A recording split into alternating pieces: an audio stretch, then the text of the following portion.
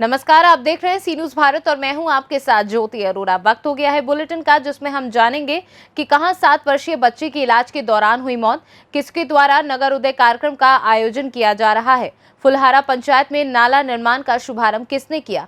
इन तमाम खबरों को जानेंगे विस्तार से, तो आइए नजर डालते हैं इस वक्त की बड़ी खबरों पे। अमेठी में 7 वर्षीय बच्ची की इलाज के दौरान मौत पर परिजनों ने जमकर हंगामा काटा। परिजनों ने डॉक्टर पर गंभीर आरोप लगाया। गलत इंजेक्शन लगाने पर बच्ची की हुई मौत। मामला जगदीशपुर कोतवाली क्षेत्र के राधे श्याम सत्य प्रकाश ट्रामा सेंटर का है। वहीं परिजनों की तहरीर पर पुलिस ने मुकदमा दर्ज कर लिया है। अमेठी से सी न्यूज संवाददाता अकील अहमद की रिपोर्ट। प्रदेश भर में मुख्यमंत्री के द्वारा नगर उदय कार्यक्रम का आयोजन किया जा रहा है, जिसके तहत डबरा के कमेटी हॉल में कार्यक्रम का आयोजन किया गया, जिसमें मुख्य रूप से लघु उद्योग निगम की अध्यक्ष इमरती देवी और डबरा एसडीएम प्रदीप शर्मा उपस्थित रहे। प्रदेश सरकार द्वारा चलाई जा रही महत्वाकांक्षी योजनाओं के तहत अंतिम पंक्ति के व्यक्ति को सरकार द्वारा योजनाओं का लाभ पहुंचाने के लिए ऐसे कार्यक्रम किए जा रहे हैं।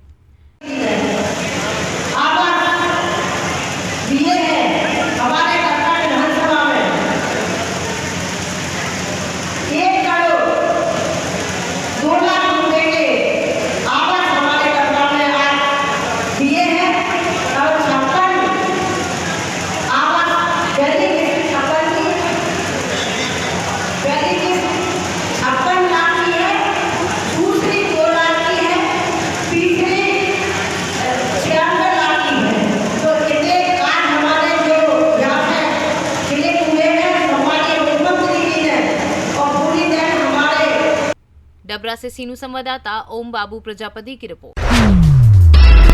लखीमपुर के ढकेरवा शारदा नगर मार्ग पर अभी सवारियां लेकर जिला मुख्यालय जा रही एक मिनी बस औघड़ बाबा के पास अनियंत्रित होकर साइफन में पलट गई। हादसे में कंडक्टर नसरुद्दीन समेत आधा दर्जन यात्री जख्मी हो गए। हादसे में 2 बसों के बीच और रेसिंग को लेकर बताया जा रहा है। वहीं घायलों को एम्बुलेंस की सहायता से सीएचसी रमिया बेहड़ भेज दिया गया है। लखीमपुर से सीनू संवाददाता ब्रजेंद्र कुमार निषाद की रिपोर्ट। प्रतापगढ़ में जनपद से सटे चांदा क्षेत्र अंतर्गत छापर में रोहित मेमोरियल पीजी कॉलेज के एमए फाइनल में अध्ययनरत छात्र छात्राओं को प्रतियोगी एवं तकनीकी शिक्षा सशक्तिकरण हेतु उत्तर प्रदेश की योगी सरकार द्वारा चलाए गए योजना के अंतर्गत टैबलेट वितरण समारोह का आयोजन किया गया। उक्त वितरण समारोह में एमए फाइनल के सभी छात्राओं को विद्यालय प्रबंधक राजवर्धन उपाध्याय व प्राचार्य डॉक्टर आर.एन. पांडे के द्वारा महाविद्यालय के 122 छात्र छात्राओं के साथ एमए द्वितीय वर्ष की छात्रा पूनम श्रीवास्तव, पूर्व सभासद नगर पंचायत पट्टी प्रतापगढ़ को भी टैबलेट का वितरण किया गया। मैं डॉक्टर आर.एन. पांडे, प्राचार्य Rohit memorial PG college Mahadev Nagar Chhapar Sultanpur, बच्चों के सम्यक विकास के लिए जो केंद्र और राज्य सरकार की योजना थी कि स्मार्टफोन और टैबलेट के जरिए उनके बौद्धिक विकास को एक नियमित दिशा दी जाए, उस कार्यक्रम को सुनिश्चित करने के लिए आज शासन द्वारा प्रदत्त एमए फाइनल के बच्चों को टैबलेट वितरित किया गया, जिसमें कुल 122 एमए फाइनल के बच्चे थे और लगभग 80 बच्चों को अभी तक वितरण किया जा चुका है और वितरित हो रहे हैं। इसका उद्देश्य सिर्फ बच्चों के सम्यक विकास, उनके बौद्धिक विकास, शिक्षा दीक्षा की जो नई शिक्षा नीति है उसके अनुरूप उनका सर्वांगीण विकास हो, इस दिशा में जो शासन की मंशा है उसके अनुरूप महाविद्यालय अपने दायित्व का निर्वहन कर रहा है। माननीय योगी जी द्वारा जो यह संस्था जो ये चलाया गया। प्रतापगढ़ से सीनू संवाददाता निर्मल श्रीवास्तव की रिपोर्ट।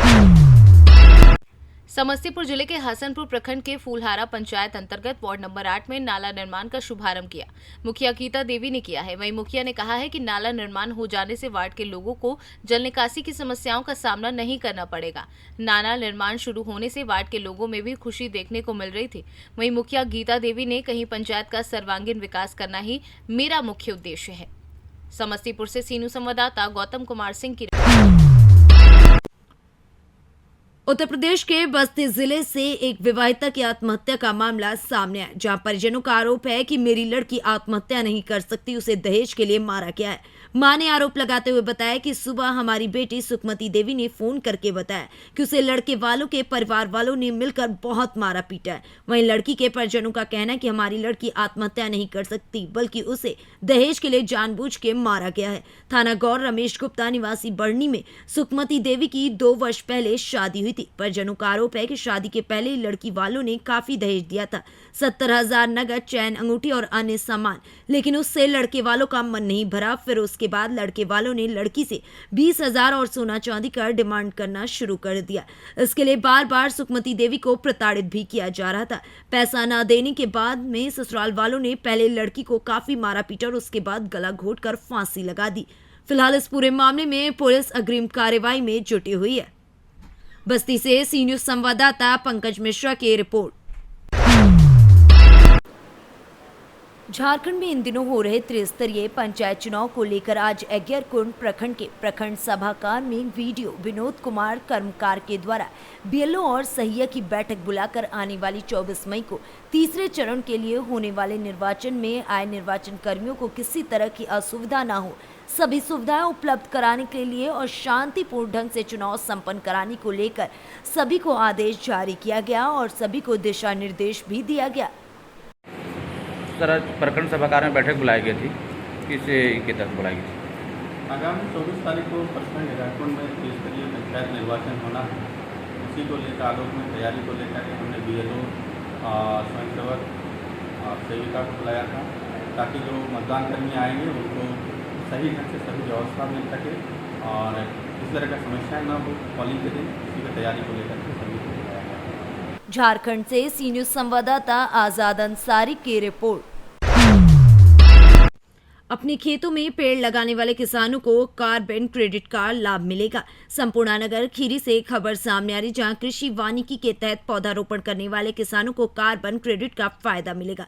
इससे किसान प्रत्येक पेड़ पर कार्बन क्रेडिट के रूप में प्रतिवर्ष 200 से 250 रुपए तक प्राप्त कर सकेंगे। कार्बन क्रेडिट बिक्री में वन विभाग किसानों की मदद करेगा। क्षेत्रीय वन अधिकारी संपूर्ण नगर रेंज ने बताया कि किसानों को यूकेलिप्टस, पापुलर, सागौन, सेमल और शीशम जैसे पेड़ों की प्रजातियों के लिए पौधारोपण के प्रचलित मॉडल के आधार पर कार्बन क्रेडिट का लाभ मिलेगा।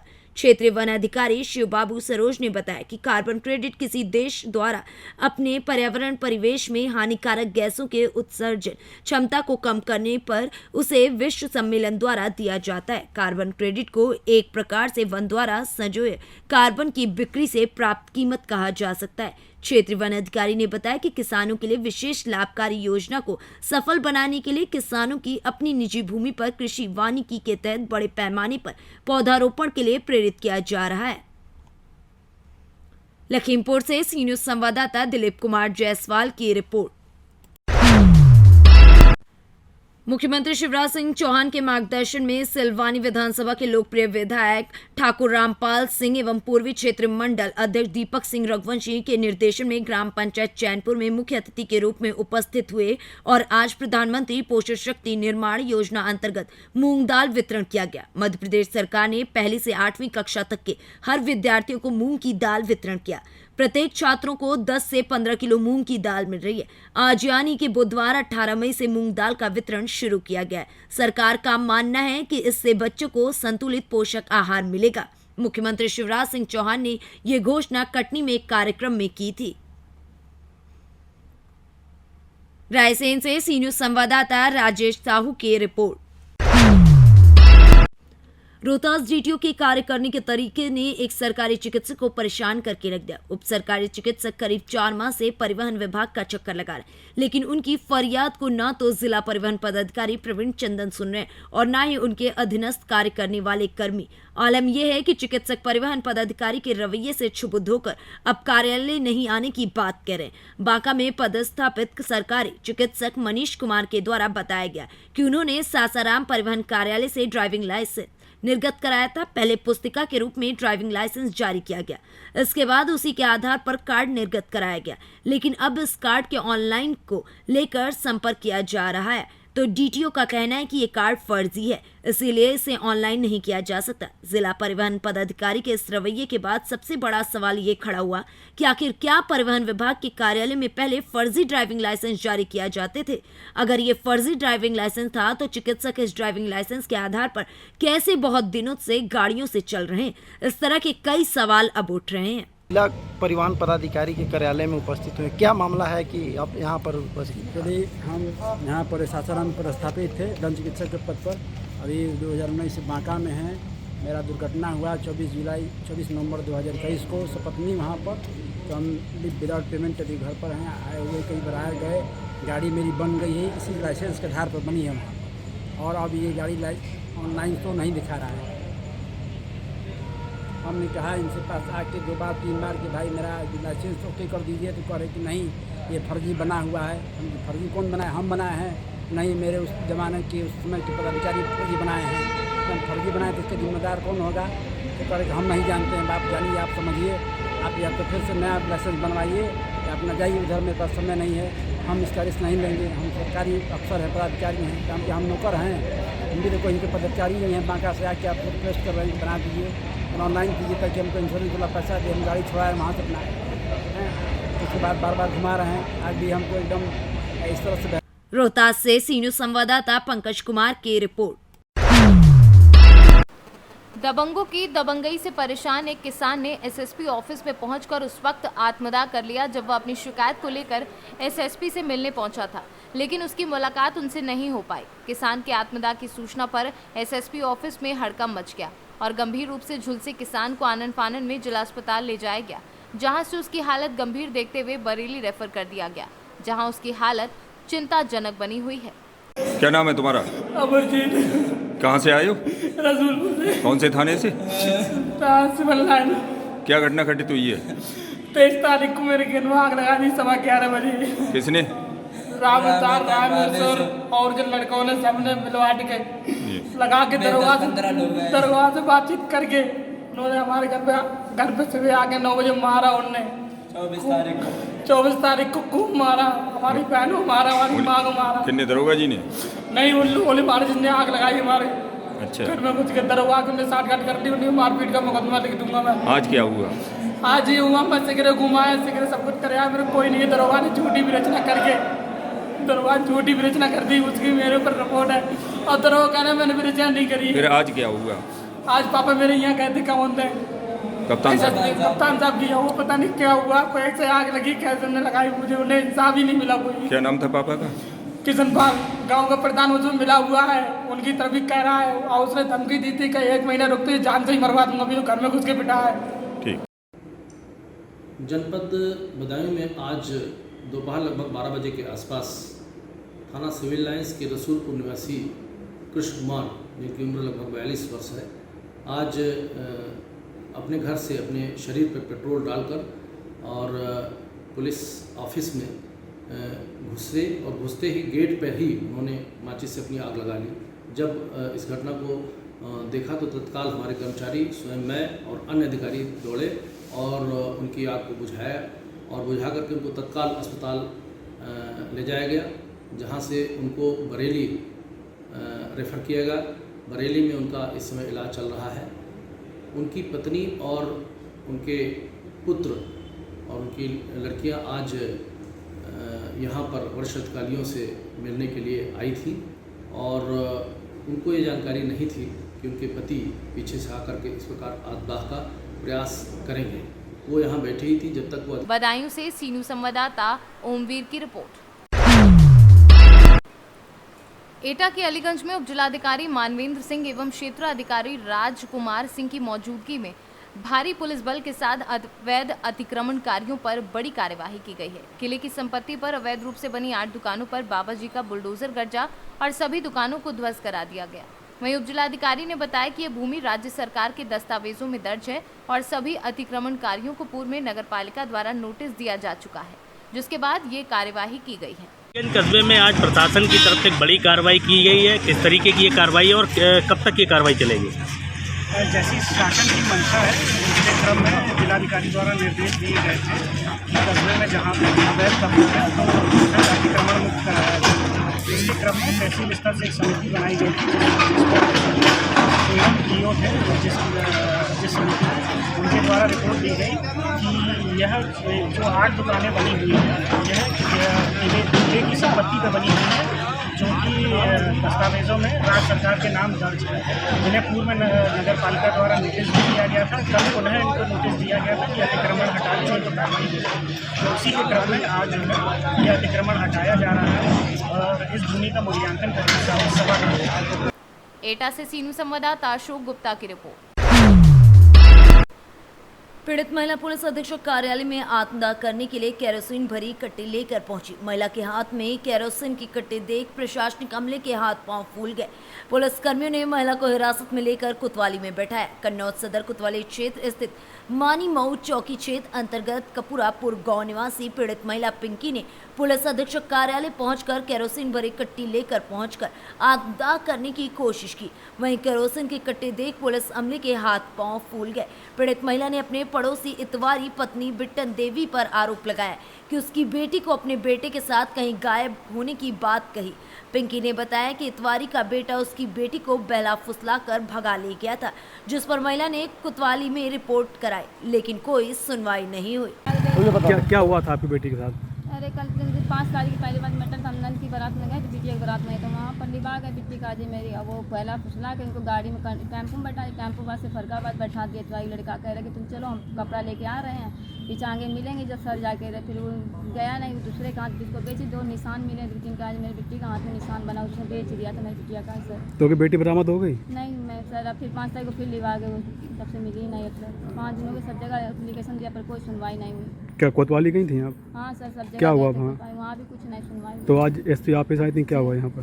सर कह रहे हैं कि तुम्हारा सुरक्षा के लिए लगाया जाएगा, पुलिस भी लगाई जाएगी और उनको गिरफ्तार किया जाएगा। हाथ में का वो लेके आई थी वो क्रोसिन उसने रख लिया सर। क्रोसिन लेके क्यों आई थी? अपने ऊपर आगे जब वो धमकाता है तो हम क्या करें सर, अपने ऊपर आगे मेरे में छोटे छोटे बच्चे आदमी मेरे कुछ हो गए तो हम कहाँ खिलाएंगे पिलाएंगे, बताइए सर हम कहाँ जाएंगे? कौन धमकाता आपको? वही जो जिसने लड़की मेरे में क्या नाम है उनका? तुम्हारी लड़का अरुण बिट्टन और उनका मौसी लड़का है छोटू। ठीक, तो क्या आश्वासन मिला यहाँ से? सर कुछ नहीं कह रहे, आगे कार्रवाई करेंगे, कह रहे पकड़ा जाएगा। पर देखो सर हमें तो सहारा नहीं लग रहा कि यहाँ कुछ होगा, जब होगा तो हम बताएंगे। आप कन्नौज से सी न्यूज संवाददाता शिबू सैनी की रिपोर्ट। मेरठ में देर रात चला ऑपरेशन शराबियों से शराबियों के खिलाफ कार्यवाही की। सड़क पर शराब पीने वालों पर ऑपरेशन शराबी चलाया और देर रात पुलिस ने रेस्टोरेंट होटल सड़क किनारे खड़े होकर शराब पीने वालों पर कार्यवाही की। वहीं शराबियों को शराब परोसने वालों को सख्त चेतावनी भी दी। सर कल जो सड़क पर शराब जो पीते हैं उनके खिलाफ कार्रवाई की गई, कितने लोग हिरासत में लिए गए, कितनों को चेतावनी देकर छोड़ा गया? कल एक अभियान चलाया गया था रात्रि में। मैं आपको बता दूं कि कुछ दिन से शिकायतें प्राप्त हो रही थी कि शराब की दुकानों के बाहर या ढाबे रेस्टोरेंट के बाहर लोग बाग शराब पी करके अभद्र आचरण कर रहे हैं, इस तरह की सूचनाएं मिल रही थी। कारों में बैठ के पीते हैं और वहाँ पर जो आम नागरिकों को, आम जनता को इससे कष्ट होता है। इसीलिए जो है इन लोगों के विरुद्ध, ऐसे लोगों के विरुद्ध अभियान चलाया गया। कुछ लोग कारों में शराब पी रहे थे, बार खुले में शराब पी रहे थे। शराब की दुकानों के बाहर भी और रेस्टोरेंट्स के बाहर भी, रेस्टोरेंट्स को भी इस संबंध में आगाह किया गया था। और तो कल इसमें अभियान 1.5 घंटे का चला है। इसमें काफ़ी सफलता प्राप्त हुई है। लगभग 100 व्यक्तियों का धारा 34 IPC के अंतर्गत, उनकी धारा 34 पुलिस एक्ट के अंतर्गत उनकी कार्रवाई की गई। इसके अलावा कुछ व्यक्तियों के विरुद्ध धारा 510 IPC की कार्रवाई प्रचलित कराई गई है निम्नानुसार। इसके अलावा कुछ वाहन जो अब गलत तरीके से वहाँ पर पार्क थे या कुछ ऐसे वाहन जो जिनमें बैठ के इस तरह की कार्रवाई हो रही थी, उनके और उनके स्वामी के विरुद्ध कार्रवाई हुई है। साथ ही साथ थाना पल्लवपुरम। मेरठ से सीनू संवाददाता जावेद अब्बासी की रिपोर्ट। मध्य प्रदेश के रतलाम जिले के आलौट तहसील के कंथारिया गांव में शाम एक दलित दूल्हे को घोड़ी पर बैठकर बिनौली निकलने से दबंगों ने रोका। जब दलित दूल्हे के परिजनों ने बिनौली रोकने से इनकार किया तो दबंगों ने पथराव किया और मारपीट कर दी। बाद में पुलिस ने अपनी मौजूदगी में दलित दूल्हे की बिनौली निकलवाई और मारपीट में दलित दूल्हे पक्ष के करीब आधा दर्जन से अधिक लोग घायल हुए, जिनको आलौट के हॉस्पिटल में इलाज हेतु लाया गया। आलौट पुलिस ने इस मामले में दबंगों के खिलाफ मामला दर्ज किया है, लेकिन अब तक किसी भी आरोपी की गिरफ्तारी नहीं हुई थी। से आया हूँ, कंथारिया पे जमे हुए और रात जुलूस निकल रहा था और सर लोगों ने आके हमला कर दिया। किन लोगों ने हमला किया है? राजपूत समाज के लोग। किस मामले को लेकर हमला किया? घोड़ी पे जुलूस निकल रहा था। कौन से गांव में? कंथारिया में। उन्होंने आके घोड़े पे जुलूस निकाले, नीचे पैदल पैदल निकाले जुलूस। के बाद क्या हुआ उसके उसके बाद? बाद में पत्थर फेंकने लग गए और 2 औरतें के मंगलसूत्र ले गए छीन के गले से, और एक अंदर आए थे। मारपीट में कितने लोगों को चोट है? मारपीट में 5 लोगों को घायल हुए। आपने FIR कराई उनके नाम? FIR करा दी। क्या नाम है आपका और क्या लगते हैं आप? मैं जमे हूँ ना कंठाजा। रात आती थी और लोगों ने मारपीट करी और जुलूस बंद करने वाला। कौन से गांव की घटना और किसने मारपीट की? या कंठाजा किस चीज़ को लेकर मारपीट की गई? इसमें तो घोड़ी पे बैठा था, घोड़ी मत लेकर वहाँ राम मंदिर जाता था, वो घोड़ी पगे लगा। बारात नहीं निकलने दी? हाँ, बारात जुलूस नहीं निकलने दिया, घोड़ी पे जुलूस नहीं निकलने। किनके द्वारा नहीं निकलने दिया? ये अग्नि समाज गांव के लोगों के? हाँ, वो लोग जो वो तो रात समाज वाले घोड़ी पे नहीं निकलने नहीं निकल जाते, उसको मारपीट की गई? हाँ, मारपीट की गई, पेड़ में लगी, सब पेड़ को लगी। कितने लोगों को चोटें पहुंची? 5 लोग। रतलाम से सीनू संवाददाता हुसैन खान की रिपोर्ट।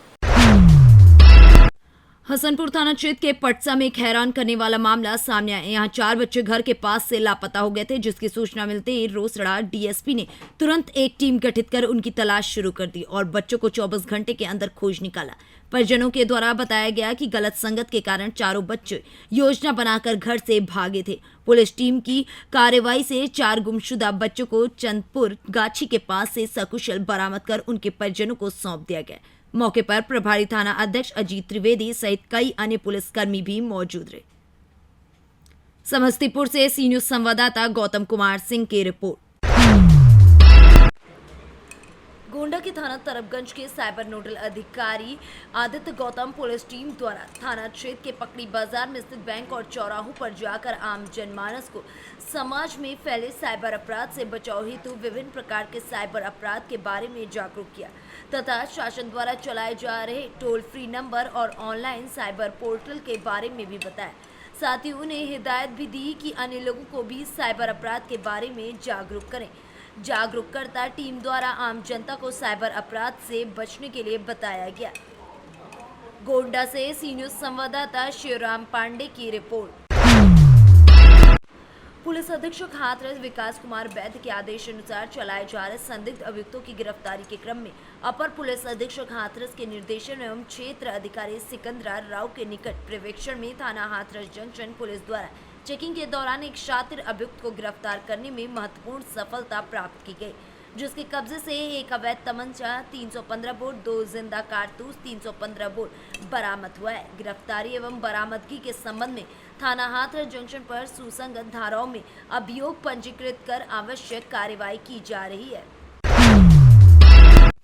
उत्तर प्रदेश के प्राइमरी पाठशाला, जूनियर हाई स्कूल एवं प्राथमिक चिकित्सालय में जिला अस्पतालों की व्यवस्था के संबंध में भारतीय किसान यूनियन लोक शक्ति ने मुख्यमंत्री को संबोधित ज्ञापन सौंपा। जिला अधिकारी मिर्जापुर को पत्रक सौंप संगठन के पदाधिकारियों ने जनहित से जुड़े मुद्दों को जल्द से जल्द हल करने की मांग की। वक्ताओं ने बताया कि प्राइमरी पाठशाला व जूनियर हाई स्कूल शिक्षा के नाम पर सुने हैं। इस व्यवस्था पर सरकार के द्वारा भारी भरकम धनराशि खर्च किया जाता है, लेकिन व्यवस्था में कोई परिवर्तन अब तक नजर नहीं आ रहा है। संगठन के पदाधिकारियों ने बताया कि यदि वर्तमान व्यवस्थाओं में जनहित परिवर्तन नहीं किया गया तो संगठन आंदोलन को बाध्य होगा।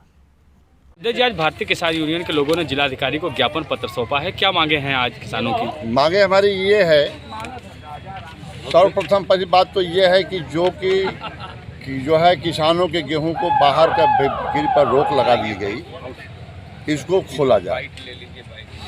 दूसरी बात ये है कि नहरों के अंदर सिल्ट बैठे हुए हैं, बिजली सफाई जो तक सप्लाई नहीं हो पा रहे हैं, पूरे ज़िले के तार और खंभे जर्जर हो चुके हैं, जिसकी वजह से बिजली सप्लाई नहीं मिल पा रही है। नलकूप ज़िले में कुल 27 है, जिसमें 2-4 के अलावा कोई नहीं चल पा रहा है। नलकूप के नाली टूट गए हैं और ज़िले में 3 शीतगृह हैं, तीनों बंद पड़े हुए हैं। किसान जो है आलू की खेती करने बगैर जो तो वो लाचार है। आज कहाँ खेती करे, कहाँ रखेगा। दूसरी बात ये कहना चाहता हूँ मैं कि एक औराई में चीनी मिल था, वो भी बंद हो गया है। किसान गन्ना की खेती से वंचित रह गए हैं। अगर वो चालू करा दिया जाता तो किसान गन्ने की खेती करते और उनकी अच्छी आय होती। लेकिन किसानों ने के जो तन प्रभावित हो रहे हैं, गन्ना मिल जो राइस गन्ना मिल बंद है। इस संबंध में आज मैं मांग करूंगा कि जो है तीनों जो है शीतगृह सरकारी जो सहकारी हैं और गन्ना जो है मिल जो है प्राइवेट। मिर्जापुर से सी न्यूज संवाददाता रजनीश सोनकर की रिपोर्ट। फिलहाल इस बुलेटिन में बस इतना ही। देश और दुनिया की बाकी खबरों के लिए देखते रहिए सी न्यूज भारत।